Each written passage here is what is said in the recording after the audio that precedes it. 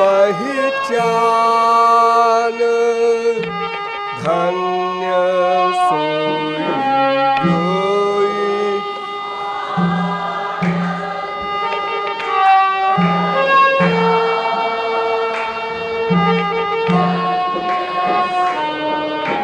जोई स्वार्थ पहचान,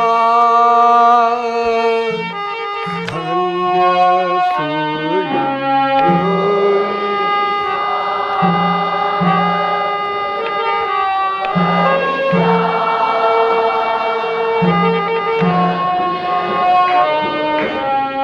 जोई स्वार्थ स्वार्थ पहचान, धन्य सोई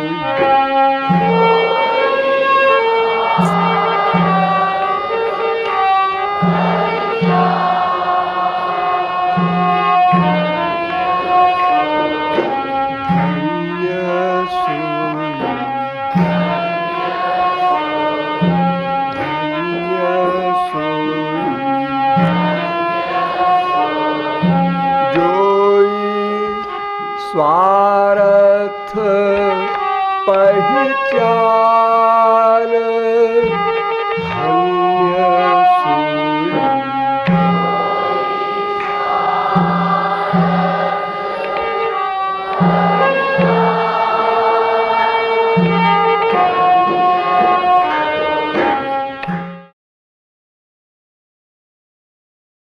इस पद की व्याख्या में अब तक आप लोगों को बताया गया कि विश्व में वही जीव धन्य है जिसने अपने वास्तविक स्वार्थ को जान लिया। स्वार्थ शब्द का अर्थ करते हुए आप लोगों को यह बताया गया कि स्व का तात्पर्य है आत्मा और अर्थ का तात्पर्य है उद्देश्य। आत्मा का जो उद्देश्य है उसको जो प्राप्त कर ले वही व्यक्ति धन्य है, अथवा उससे बड़ा कोई धन्य हो ही नहीं सकता। उस आत्मा के विषय में भी आप लोगों को बताया गया कि आत्मा क्या है, ऐसा प्रश्न कभी न करना। कोई महापुरुष या स्वयं भगवान इस प्रश्न का उत्तर नहीं दे सकते, और अगर देंगे भी तो आप नहीं समझ सकते, क्योंकि आत्मा बुद्धि से परे है। केवल शास्त्रों वेदों के आधार पर आप इतना समझ लीजिए कि आत्मा भगवान की शक्ति रूप है, इसलिए उनका अंश है, इसलिए उनका दास है, और ये नित्य दास है। और भी अनेक प्रकार की परिभाषाएं आत्मा की बताई गई। पश्चात यह भी बताया गया कि भगवान क्या है, परमात्मा क्या है, ब्रह्म क्या है। इन तीन अभिन्न तत्वों पर भी गंभीर विचार किया गया, और अंत में ये निश्चय पर हम पहुंचे कि भगवान श्री कृष्ण ही अद्वय ज्ञान तत्व एवं आत्मा के प्राप्तव्य हैं। समस्त शास्त्रों वेदों में श्री कृष्ण की प्राप्ति का ही उपाय बताया गया है। अतएव इस आत्मा का संबंध केवल श्री कृष्ण से ही है, और वो संबंध केवल जीव का नित्य दासत्व का है। इसके बाद अभिधेय भी आपको समझाया गया, अर्थात किस साधन से वो साध्य प्राप्त होगा, वो उपाय क्या है। वो एक ही उपाय है, अनेक उपाय होते तो उसमें झगड़ा रहता, केवल भक्ति से ही भगवान प्राप्त हो सकता है, भक्ति से ही माया निवृत्ति हो सकती है। इन दोनों वाक्यों को याद रखिएगा, क्योंकि दो ही लक्ष्य विश्व में किसी का बन सकता है, या तो मोक्ष चाहेगा या तो भगवान की नित्य सेवा चाहेगा। तो मोक्ष भी केवल भगवान की भक्ति से ही मिल सकता है, और कोई मार्ग नहीं। जितने भी साधन हैं उन साधनों का फल भी भक्ति से ही मिलता है। भगवान ही कर्म का फल देते हैं, भगवान को कौन चैलेंज कर सकता है? कोई व्यक्ति कर्म धर्म यज्ञ दान करता है, मरने के बाद उसको तो याद रहता नहीं, और रहे भी तो अपने आप कहां से फल ढूंढ के लाएगा? भगवान ही उसको स्वर्ग भेजें या मृत्युलोक में फल दे। तो कर्म ज्ञान भक्ति या कोई भी तपश्चर्या आदि जो भी साधन है उनका फल भी भक्ति ही देती है। अतएव एकमात्र भक्ति ही अभिधेय है। और प्रयोजन तत्व भी आपको बताया गया कि वो प्रयोजन है प्रेम महाधन। प्रेम प्राप्त करना है, और वो प्रेम नित्य सिद्ध है, साधन साध्य नहीं, नित्य सिद्ध कृष्ण प्रेम साध्य कभू नय। गौरांग महाप्रभु कहते हैं कि श्री कृष्ण प्रेम नित्य सिद्ध अनादि उनकी परम अंतरंग लादिनी शक्ति का सारभूत तत्व है। समस्त ब्रह्मांड प्लस परव्योम प्लस गोलोक पर शासन करने वाले श्री कृष्ण भगवान भी प्रेम के अंडर में हो जाते हैं। इतनी महान शक्ति है वो प्रेम। वो प्रेम हमारा एम है, हमारा उद्देश्य है। और ये भी बताया गया कि उस प्रेम से हम क्या करेंगे। हम उस प्रेम से प्रियतम की सेवा करेंगे, श्याम सुंदर की सेवा करेंगे। सेवा सेवा सेवा, केवल एक लक्ष्य। अब इसके आगे चलिए। ये तो आप लोग समझ गए कि श्री कृष्ण आत्मा के संबंध तत्व, यानी श्री कृष्ण ही एकमात्र संबंधी हैं। नंबर 2, भक्ति से ही साध्य मिलेगा, प्रेम मिलेगा। तो 3 चीज, कृष्ण, कृष्ण भक्ति, प्रेम, 3 महाधन। 3 बात हमको समझना है। हमारा संबंध क्या है श्री कृष्ण से, उस संबंध के बाद संबंधी से कैसे मिला जाएगा, और मिलने के बाद उनसे क्या मांगा जाएगा। वैसे मांगा जाएगा हम समझाने के लिए बोल रहे हैं, मांगने की आवश्यकता नहीं पड़ेगी। मांगना तो वहां आवश्यक होता है जहां लोग अल्पज्ञ होते हैं, माँ बाप बेटा स्त्री पति पड़ोसी, वहां हम लोग मांगा करते हैं। अरे भाई हमको ये सामान चाहिए, और वो पूछा भी करता है। वैसे तो भगवान भी एक्टिंग में पूछते हैं, बेटा वर मांगो। और भक्त लोग भी कहते हैं ठीक है प्रभु की यही इच्छा है एक्टिंग करने की, तो हम भी मांगते हैं। तो दोनों एक्टिंग करते हैं। वैसे दोनों सर्वज्ञ हैं, दोनों अंतर्यामी हैं, उनको न मांगना है न उनको बताना है न उनको कोई बात है, लेकिन फिर भी ये सब लीला क्षेत्र में होता है। भगवान कहते हैं काग भुषुंडी मांगू बर मांगो, और वो मांगते भी हैं। अविरल भक्ति विशुद्ध तव, सब महापुरुषों ने मांगा है। तो इसलिए अगर भगवान को इसी में खुशी है तो पहली सेवा यही सही। वो कहते हैं वर मांगो, मुझे नहीं मालूम तुम क्या चाहते हो। तो हम भी कह देंगे ठीक है महाराज, आपको नहीं मालूम तो हम बता ही देते हैं। हाँ, दोनों एक्टिंग करते हैं लीला क्षेत्र में। भगवान राम पूछते हैं हनुमान से तुम कौन हो, हनुमान जी पूछते हैं राम से तुम कौन हो। वाह क्या बढ़िया मजाक। कि तुम तीन देव मह कोई, और पूछ पाछ करके एक्टिंग जब खत्म हो गई तब असली बात कह दिया हनुमान ने। मोर न्याव मैं पूछा साई, तुम कस पूछिए नर की नाई। ये हनुमान जी ने कहा, गलत कहा। हनुमान जी का ये कहना सही नहीं है, क्योंकि तुम कैसे नहीं जानते। इसका जवाब उन्होंने दिया, ताव माया बस फिर भुलाना, ताते नाथ न मैं पहचाना।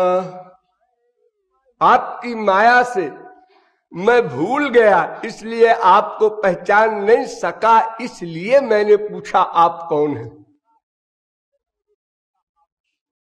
हाँ ये सही है, ये सही है।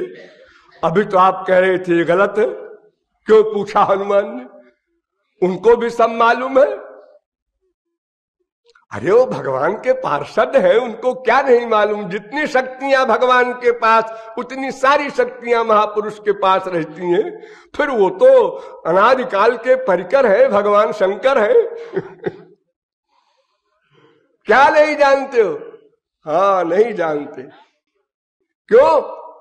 माया से भुलाए गए हैं, माया से भुलाए गए। अरे माया तो वहां फटक नहीं सकती महापुरुष के पास, वहां कहां माया माया की गति है। ये माया नहीं, एक और माया है। ताव माया बस फिर भुलाना, एक भगवान की व्यक्तिगत माया है, उसको योग माया कहते हैं।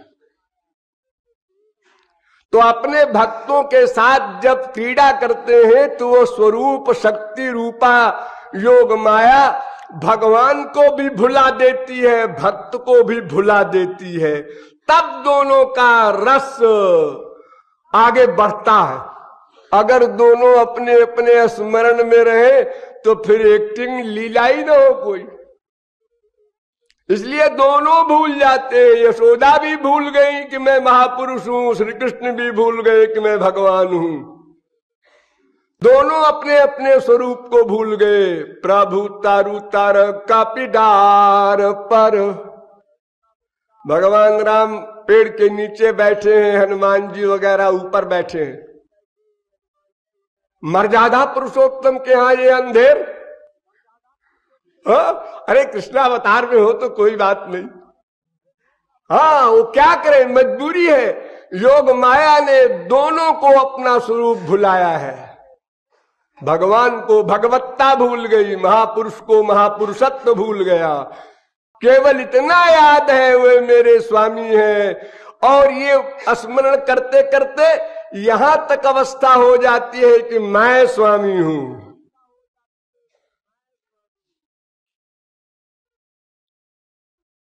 रामकृष्ण परमहंस हाथ में माला लेकर जब देवी को पहनाने के लिए उठाते थे तो देवी का स्मरण करते करते करते बजाय देवी की मूर्ति के अपने आप पहन लेते थे। आम पब्लिक हंसती थी, ये पागल हो गया है।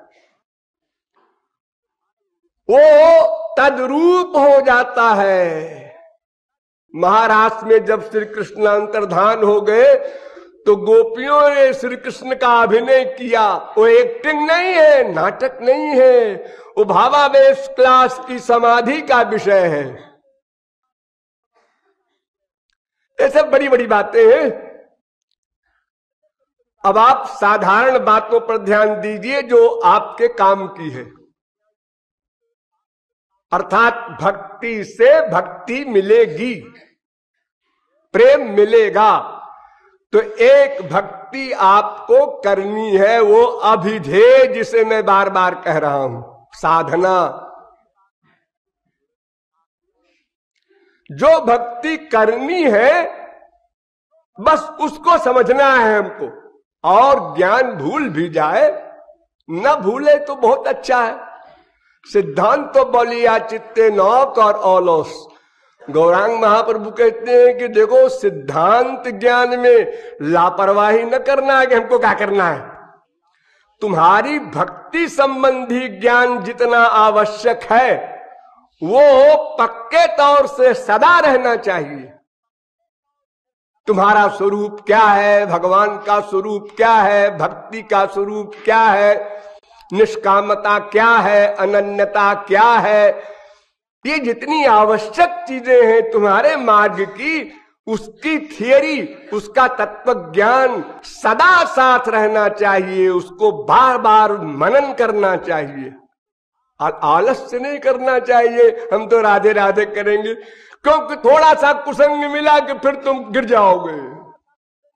और अगर तत्व ज्ञान परिपक्व होगा तो तुमको कुसंग कहीं सुनने में भी आ जाए तो हंस दोगे, अरे बेचारे कुछ जानते वानते नहीं है बच्चे।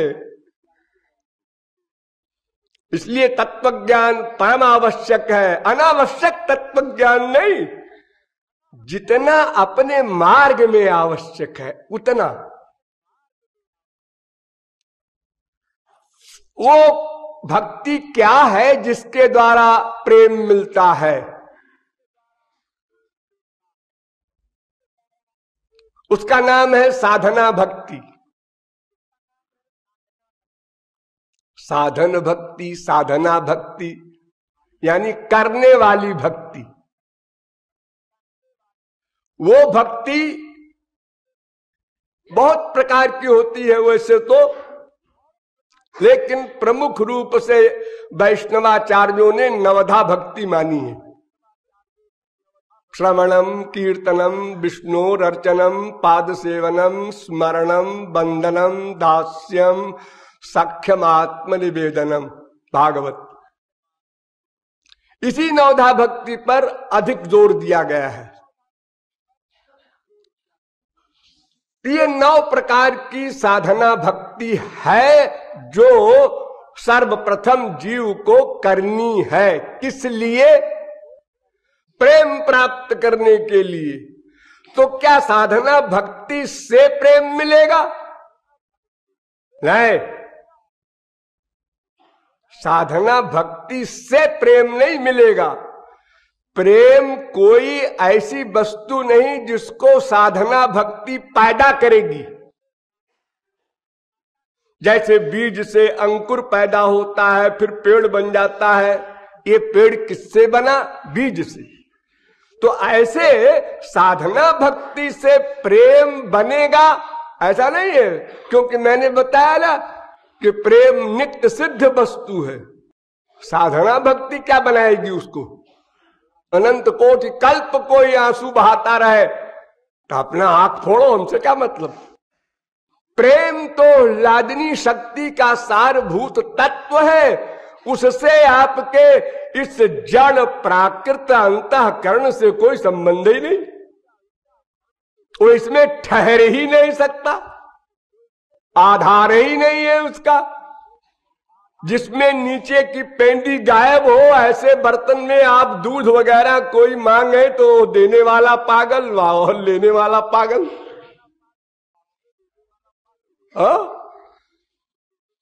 तो प्रेम नाम की वस्तु पैदा नहीं हुई है साधना भक्ति से। फिर साधना भक्ति क्यों की जाती है जी? जब प्रेम कृपा साध्य है, साधन साध्य है ही नहीं, तो साधना भक्ति क्यों करवा रहे हैं हमसे आप? फिर भगवान या महापुरुष उसको दे दे, सीधे सीधे छुट्टी मिली। कहां दे दे? अरे कहां दे दे? अंतःकरण में। पर अंतःकरण तुम्हारा माइक है, उसमें अमाइक वस्तु नहीं ठहर सकती। अमाइक दिव्य। बार बार आपको बताया जा रहा है कि प्रेम दिव्य तत्व है, जिसके अंडर में भगवान रहता है। दिव्य तो अनंत वस्तुएं हैं भगवान की, सब भगवान के अंडर में है, लेकिन एक प्रेम ऐसी शक्ति है जिसके अंडर में भगवान रहता है, यानी उससे बड़ी कोई चीज है ही नहीं। इसीलिए भगवान कृष्ण यदि छूटे भक्ते भुक्ति मुक्ति दिया, प्रेम भक्ति कभू ना दे राखे लुकाइया। अगर कोई संसार के वैभव ब्रह्मलोक तक के अथवा मुक्ति मांग लेता है तो भगवान बड़े खुश होते हैं, अच्छा हुआ छुट्टी मिली। भक्ति को छुपाए रखते हैं, लुकाए रहते हैं। अब अगर कोई सच्चे गुरु का चेला पक्का है, वो कहता है रहे जी ये मुक्ति भुक्ति हमको नहीं चाहिए, अब आप चले जाइए। अरे आपसे मैंने एक चीज मांगा और आप हमको पट्टी पढ़ा रहे, और आप कहते हैं जो मांगेगा वो हम देंगे, तो मत दीजिए, उसकी कोई परवाह नहीं। मेरे पास तो विरह के आंसू है, बस पर्याप्त है अनंत काल के लिए, मुझे आपकी परवाह नहीं है। धौंस न बताओ। अगर देना है तो वो प्रेम दो जिससे परे कोई तत्व नहीं। तो साधन भक्ति से प्रेम मिलता है, ये वाक्य सही है, लेकिन साधन भक्ति का फल नहीं है प्रेम। साधन भक्ति का साध्य नहीं है प्रेम। साधन भक्ति जननी नहीं है प्रेम की। जैसे ज्ञान की जननी है भक्ति, जनयत्याशु वैराग्यम, वैराग्य की जननी है भक्ति, ऐसे प्रेम की जननी नहीं है। फिर साधना भक्ति क्यों की जाती है? मान लो ज्ञान भी हो गया, वैराग्य भी हो गया, इससे क्या काम बनेगा? फिर वहीं के वहीं खड़े। इससे पात्र बनेगा, बस एक उत्तर। साधना भक्ति से अंतःकरण का वह पात्र बनेगा जिस पात्र में वो दिव्य प्रेम ठहर सके। अगर आप लोगों को उस दिव्य प्रेम का एक आभास भी दे दिया जाए तो आपका शरीर फट के चूर चूर हो जाए, जल जाए, राख हो जाए। सहन करने की शक्ति नहीं है आपके शरीर में, मन में, क्योंकि ये माइक वस्तु है। एक आंसू बहाता है तुलसीदास, सूरदास, मीरा, कबीर, नानक, तुकाराम, गोपियां। एक आंसू यहां भी आप लोग बहाते हैं कभी कभी, लेकिन आपके आंसू और उनके आंसू में कितना बड़ा अंतर है ये आप सोच नहीं सकते। अभी तो असली आंसू पाने के लिए आप आंसू बहा रहे हैं। ये मत समझिएगा कि मेरे आंसू भी वैसे हैं जैसे किशोरी जी रोया करती थी। अरे किशोरी जी के आंसुओं की परिभाषा पता है? बता दूं। और वस्तो मात कटुरपि कथम दुर्बले नो रसा में ताप प्रौढ़ो हरि बिरह जस सहजते तन्न जाने निष्क्रांता चेत भवति हृदयात् जस्य धूमच्छटापि ब्रह्मांडानां सखिकुलमपि ज्वालया जाज्वलीति। अगर किशोरी जी के उस विरह के टेम्परेचर का धुआं, जो आग जलती है उसका ऊपर एक काला काला धुआं सा दिखाई पड़ता है आपको, उसके ऊपर छाया सी दिखाई पड़ती है, उसको आभास कहते हैं। तो उस वास्तविक ज्वाला के धुएं का आभास भी अगर किशोरी जी योग माया की शक्ति से हमेशा न रोके रहे, कहीं बाहर निकल जाए तो अनंत कोटि ब्रह्मांड भस्म हो जाए।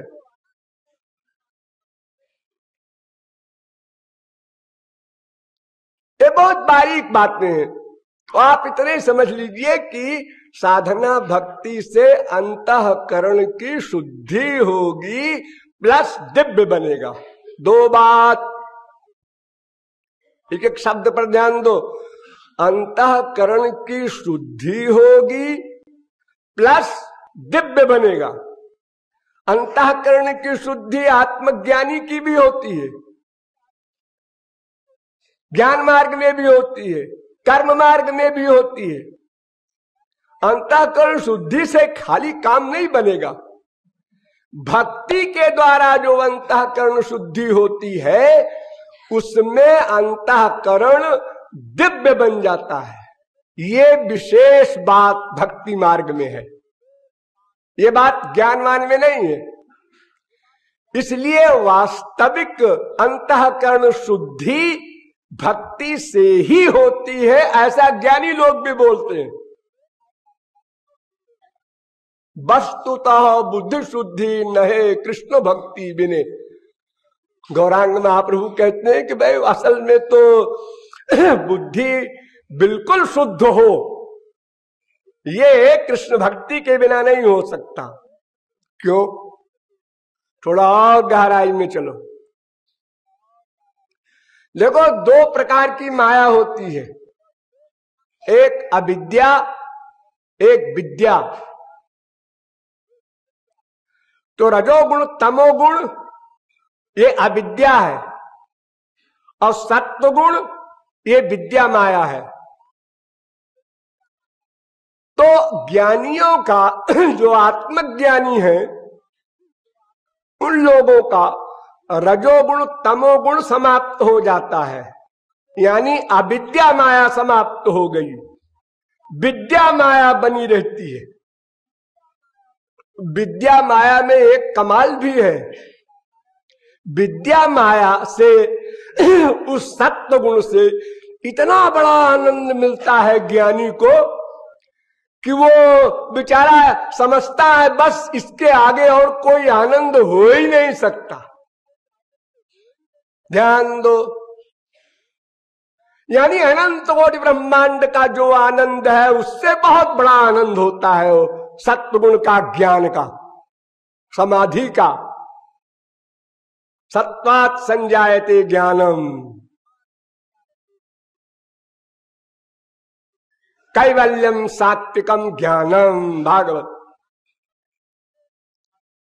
वो विद्या माया होते हुए भी इतना आनंद मिलता है, क्योंकि रजोगुण तमोगुण चला गया तो काम क्रोध लोभ मोह भी चले गए, वो शांत हो गया। न सोचती न कांक्षति समः सर्वेषु भूतेषु, ये अवस्था है जब अविद्या नष्ट होती है। लेकिन माया बनी है अभी, वो गई नहीं है, और जरा चल लापरवाह हुआ कि रजोगुण तमोगुण में ढकेल देगी उस जीव को, और फिर अविद्या हावी हो जाएगी। बड़े बड़े ज्ञानी आत्मज्ञानी उनका पतन हुआ, इतिहास साक्षी है। तो जैसे आप पेड़ काट दीजिए और जड़ है नीचे, अब सब देख रहे हैं पेड़ खत्म हो गया, चलो छुट्टी मिली, अरे वो पेड़ वो तैयार हो रहा है, फिर तैयार हो रहा है। एक छोटी सी घास दूब रोज छीलते जाओ, फिर निकलती जाती है, छीलते जाओ, एक एक फुट गहराई तक की मिट्टी निकाल दो, फिर भी वो निकल आती है। ऐसी जड़ है माया की। तो ये विद्या माया ने अविद्या माया को नष्ट कर दिया, तो वो व्यक्ति समझता है वो सत्वगुण के आनंद को पाकर कि ऐसा आनंद तो अनंत माँ बाप बेटा स्त्री पति में नहीं मिल सकता, बस यही है वास्तविक परमानंद। धोखे में पड़ जाता है, इसलिए उसको भागवत ने कहा है, ये निरबिंदाक्ष विमुक्त मानी न, वो विमुक्त मानी हो गया। विमुक्त मानी माने जो सचमुच तो मुक्त नहीं हुआ है, लेकिन अपने को मुक्त मान रहा है धोखे में। उसका गुरु गलत है, अधूरा है, इसलिए गुरु ने उसको समझाया नहीं, अरे अरे अभी मत रुक, अभी तो आधा रास्ता पार हुआ है बुद्धू। खाली अविद्या नष्ट हुई है, विद्या नष्ट नहीं हुई।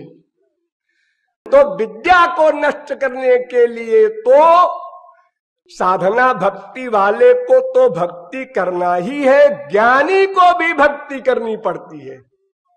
ये जो भक्ति कंपलसरी बताई गई है सबके लिए, यानी ज्ञानी के लिए भी, वो इसलिए कि ये विद्या माया नष्ट नहीं हो सकती बिना श्री कृष्ण भक्ति के, बिना स्वरूप शक्ति की कृपा के।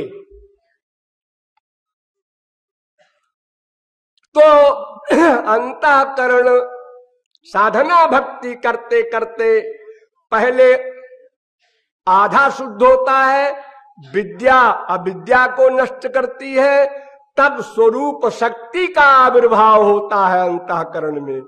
तो वो स्वरूप शक्ति विद्या माया को नष्ट करती है, तब अंतःकरण ऐसा शुद्ध हो गया कि आप कभी अशुद्ध नहीं हो सकता। जड़ कट गई, क्योंकि विद्या अविद्या दोनों माया चली गई। अब वो चैलेंज कर सकता है, अब मैं तो ही जानो संसार, बांधी न सक गई मोही हरि के बल।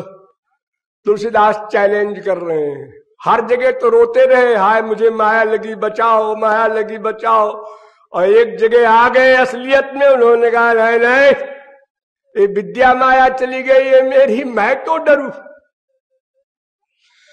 इसलिए हरि के बल, वहां हरि का बल का मतलब स्वरूप शक्ति का बल।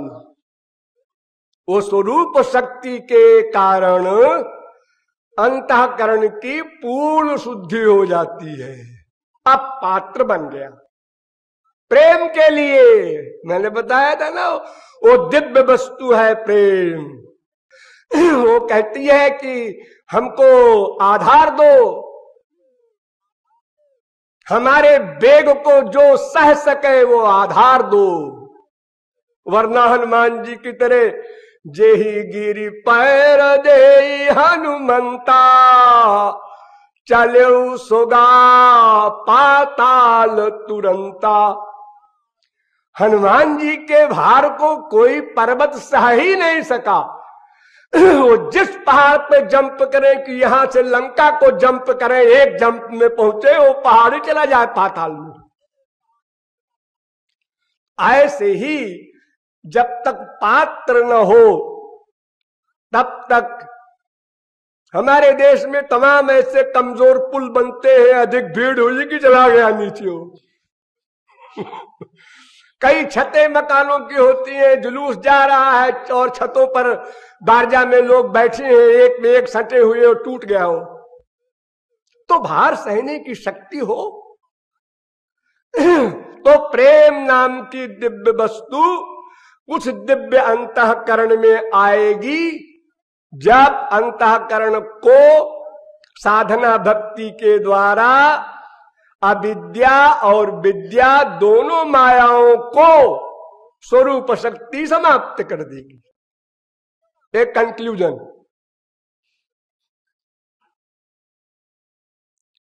इसलिए साधन भक्ति से प्रेम मिला, ये भी ठीक, क्योंकि साधन भक्ति न करते तो स्वरूप शक्ति कैसे मिलती, उसकी कृपा कैसे होती।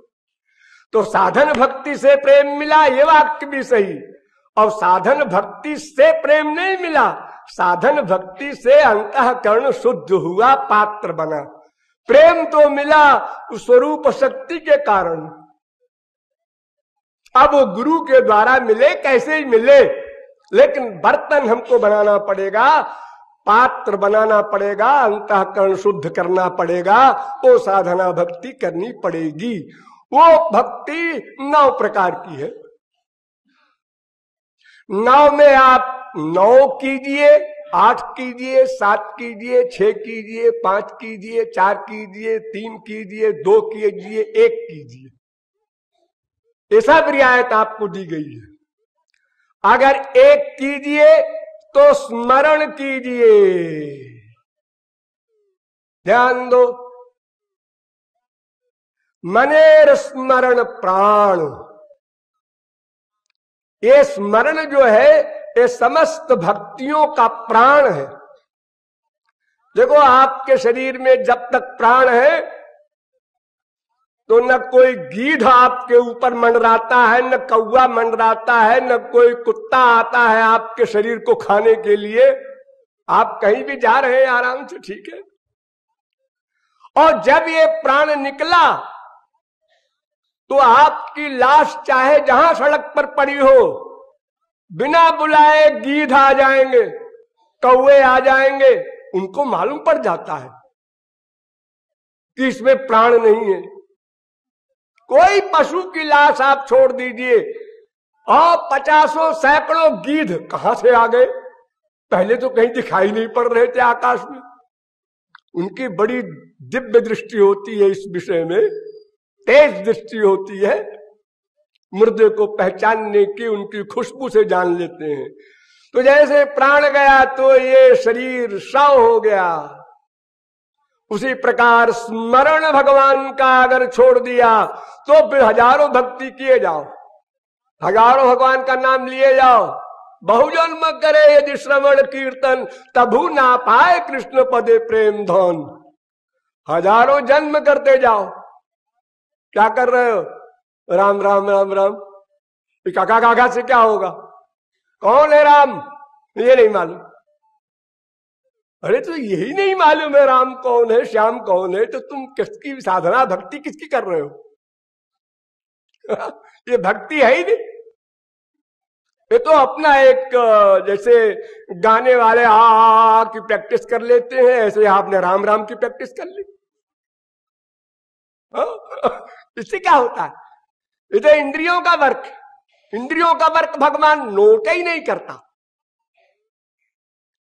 उस इंद्रिय के वर्क में कितने % मन का अटैचमेंट है, ये नोट करता है भगवान।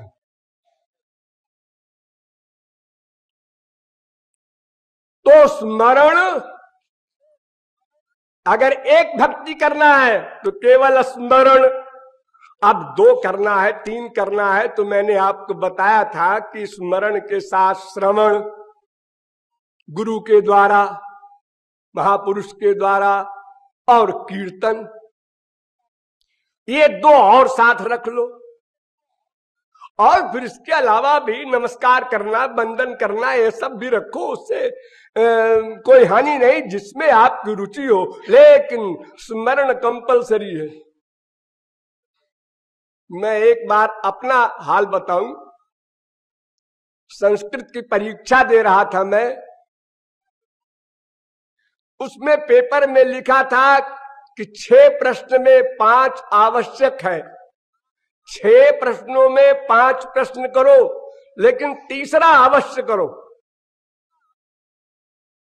और हबड़ हबड़ में, बड़े अहंकार में हमने उसी को छोड़ दिया, बाकी सब कर दिया। यानी पेपर को पढ़ा भी नहीं ढंग से। इतनी क्यों? एक बीमारी थी हमको लड़कपन में कि हम सबसे पहले निकले परीक्षा दे करके, आधा घंटे में, पौन घंटे में सब कर करा करके बाहर। जब कोई ना आवे तो हम खड़े रहे। अरे भाई बड़ी देर लगाया तुमने तो।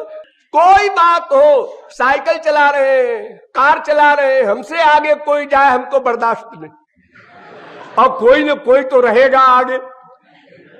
बस इसी उहापोह में पूरा सफर तय हो।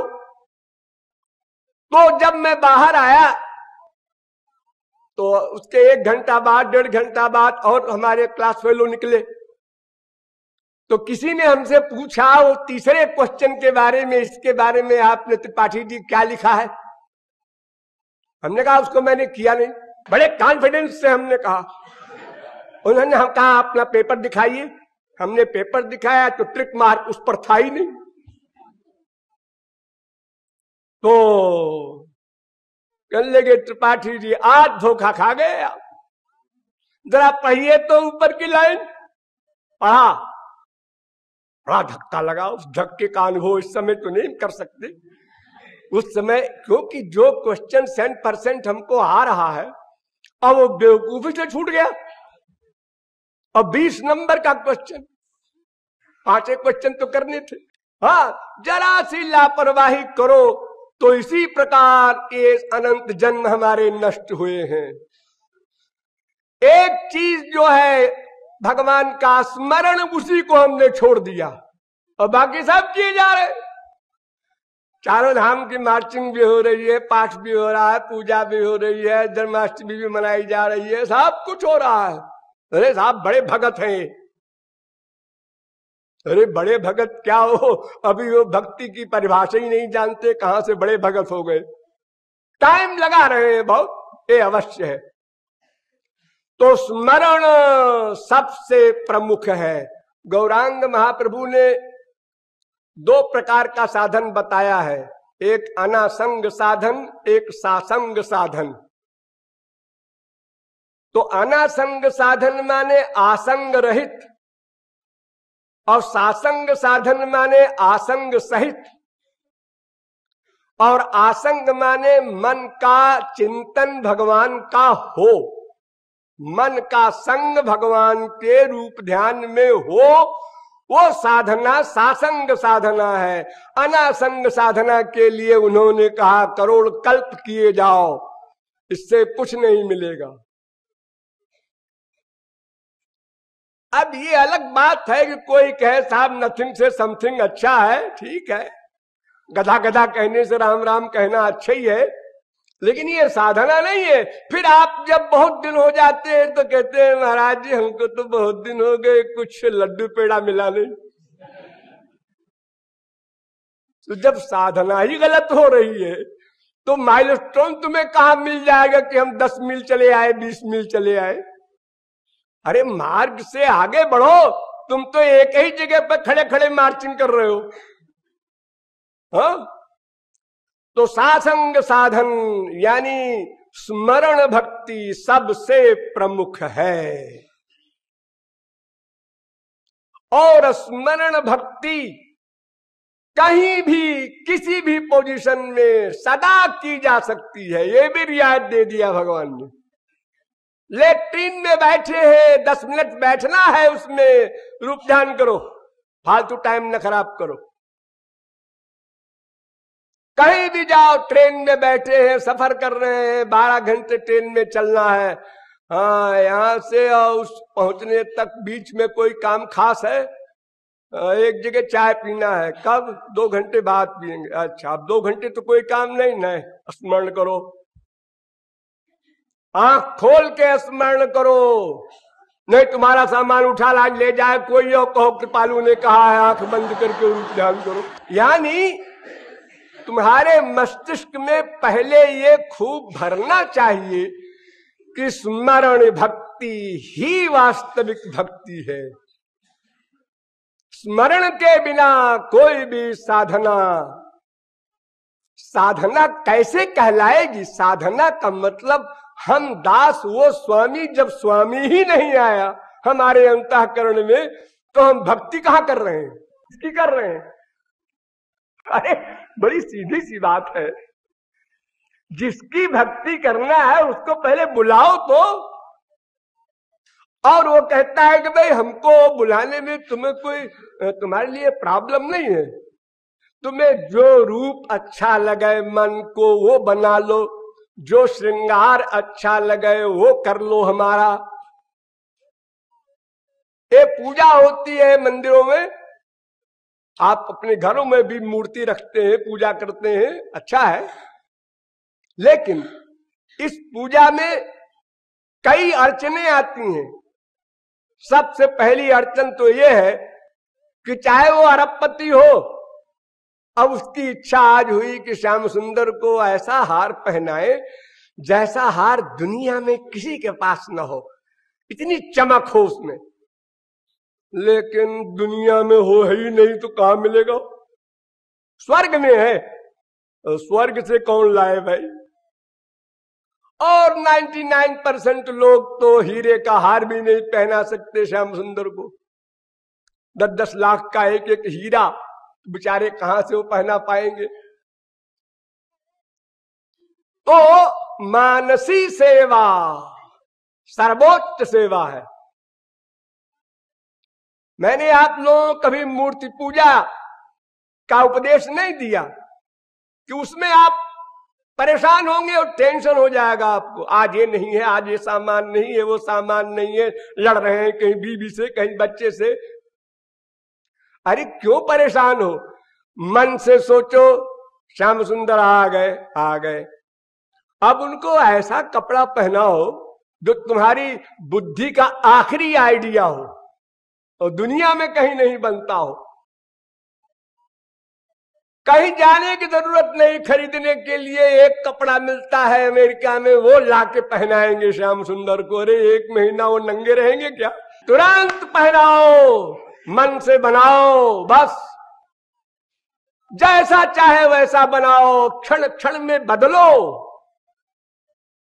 कितने कोई स्वर्ग का सम्राट हो, वो भी मानसी सेवा के बराबर सेवा नहीं कर सकता। मृत्युलोक वाला क्या करेगा बेचारा? एक ब्रह्म वैवर्त पुराण में कथा है कि ऐसे ही एक महात्मा उपदेश दे रहे थे मानसी सेवा की। तो एक बेचारा भोला भाला बैठा था, सुन रहा था, गरीब था। तो उसने कहा कि भाई ये बड़ा अच्छा है, मानसी सेवा किया करेंगे अब तो, क्योंकि हमारे पास तो खाने पीने का भी हिसाब नहीं बैठता है और ठाकुर जी को हम श्रृंगार करें, उनको ये सब करें, हो नहीं सकता बाहर देश से सामान से।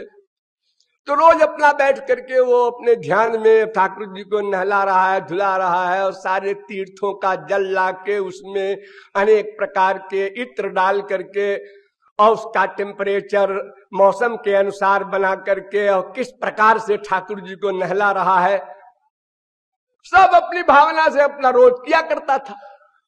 एक दिन उसने उसी भावना से सोने की थाली मंगाई, उसमें हीरे जड़े हुए थे, उसमें कटोरियां रखी, उसमें एक एक सामान रखा मन से ही, और रख के थाली हाथ में लिया और श्याम सुंदर सामने बैठे हैं, उनके पास ले जाने के लिए जैसे आगे बढ़ा तो देखा कि थाली गर्म है।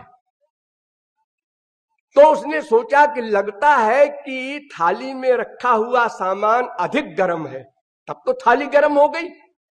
तो ये श्याम सुंदर अगर कहीं पहले रोज की तरह आदत पड़ी रही और एकदम से उन्होंने डाल लिया मुंह में तो मुंह जल जाएगा उनका। मैं इसका शिकार हो चुका हूं बहुत बार। मुझे विश्वास रहता है कि ये लोग खाना जो लाएंगे समझ बूझ के लाएंगे, अभ्यस्त है, एक आदमी हमेशा बनाता है। कभी कभी ये लोग भी गरम गरम दे देते हैं कोई चीज, तो हम ठाट से उसको रख लेते हैं मुंह में। बाद में मालूम पड़ता है। तो उसने उसे मन से चिंतन कर रहा है, अपनी उंगली डाली एक कटोरी में, कितना गर्म है वो खाना, तो उंगली जल गई उसकी। वैसे ही मन से चिंतन कर रहा है, उंगली जल गई। जलने के बाद उसने कहा कि अरे गरम तो है सो है, अब उंगली डाल दिया हमने, अब ठाकुर जी को कैसे खिलाएंगे इसको, अब दूसरा खाना बनाएंगे। इतने में समाधि खुल गई, तो चिंतन की धारा कट गई। आंख खोल दिया, देखा उंगली जली हुई, प्रत्यक्ष जली हुई। फिर नारायण ने लक्ष्मी से कहा कि तुम्हें एक भक्त दिखावे। उन्होंने कहा हाँ दिखाइए।